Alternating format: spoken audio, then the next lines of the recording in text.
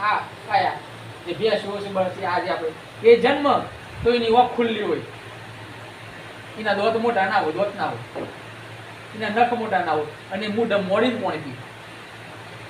આ જો પ્રકૃતિ નિર્માણ જુઓ એને બધું રેડી કરી નાખી દીધું. હવે આપણે શું કરવું આપણા હાથમાં છે, એટલે ગુરુએ બતાવ્યું કે ભાઈ મૌન સાર ના કરવું. પછી દારૂ ના પીવો.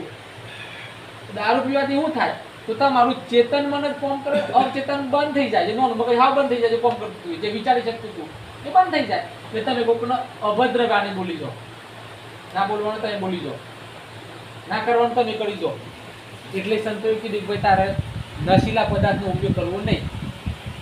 બહુ બુદ્ધિ કીધેલું પણ નશીલા પદાર્થનો ઉપયોગ ના કરવો, માંસાહાર ના કરવો, ચોરી ના કરવી. ચોરી કરવાથી શું થાય તો ચોરી કરવાથી તને એકવાર ચોરી કરે તો તારે પેટ જેમાં ચોર જ પાકી બધા.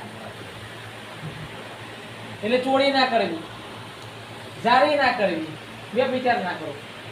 કેમ કે દરેક ઘટમાં પરમાત્મા છે. તો આપણી દીકરીમાં છે, આપણી મામાં છે, આપણી ધર્મપત્ની છે, તો બીજી દીકરી મેં મારો પરમાત્મા જ છે કે એવું તમે મોર્નિંગ જીવો. તમારા ઘેર જેમ તમે ભેટી કરો છો, તમે તમારા ઘેર આવો તમારી દીકરીને ભેટી કરો તો કેવું લાગે? એવું તમે કોઈ બીજી જગ્યાએ કોઈ બીજી જગ્યાએ તમે ભેટો તમારી હિંમત લાગે તમારી દીકરીને ભેટી પડે છે. આવું નિર્મળ નયન થાય. સંતોએ કીધું કે આવું નિર્મળ નયન તમારું થઈ ગયું છે, એટલે કીધું કે વિચાર ના કરો. આ પંચશીલ નો નિયમ પાર એને શું કહેવાય? મોણસ. હવે એ મોણસ થાય પછી ઉપદેશની વાત રહી.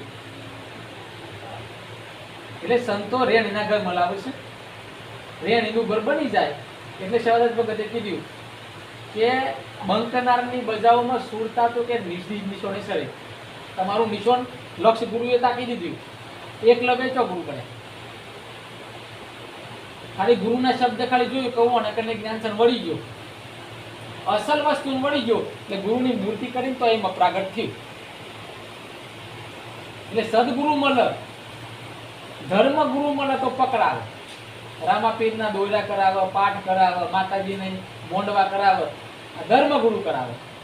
તો સદગુરુ મળે, સદ દ લાગે, સદગુરુ મળે તો તમને ઝાંખી કરાવે પરમાત્માની. આ રીતનો સત. અને સતગુરુ મળે પછી કલ્પના પડે. સદગુરુ સતગુરુને જણાવે એટલે ગંગા સતી કીધી કે પિંડ બ્રહ્માંડથી પડશે ગુરુજી મારો, એનો તને દેખાડો દઈશ. ગુરુએ શું બતાવ્યા? પિંડ બ્રહ્માંડથી. કાશી જીવાને કીધું કે ગુરુ તમે કાયમ ગોતજો, હું કરું મારા વાલાના વખાણ. 10મી ડેલી મારો સાહેબ બિરાજે દોડી ધજાના પર મારે. હા સાહેબ તુજ મેં યુ બસે જેમ તીલી બે તેલ. જ્ઞાનની ગોળી ફરી જાય તો તલમાં તેલ નાખી જાય, વાર ના લાગે. તેરા સાહેબ તુજ મેં બસે જેમ પથ્થર મેં આગ. મરનારો છે મળશે ચકમક કરતી લાગ.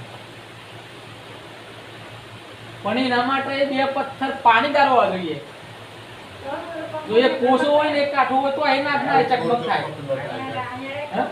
એટલે સદગુરુ એવો પાણીદાર હોવો જોઈએ. બે પથ્થર પાણીદાર હોય તો તમે ચકમક કરો તો જ આગળ બી થાય. એટલે સંતોને એટલે જજ બાબા કહેતા કે ડોઈ કમર કેડી અને અગર પર રૂપ સમજતા દેખ્યા, સુરતા સંબંધમાં લીન પડી તો મારા કર્મ પર લેખ્યા. કરમ ધર્મ આપણને લાગે એવું નથી. કરમ ધર્મ બે આપણને લાગે એવા નથી. જબ પરમાત્મા પરિગ્રહ ના છે તો પાપ નહીં, પુણ્ય નથી. એટલે કીધું કરમ ધર્મ કો છોડ, कर सदगुरु की से और सदगुरु की बात देख पतंग कारण काही पर है दुनिया राजी. આપણે ક્યું હું વધારે પડતું કરમ ધર્મમાં અટવાઈ ગયા.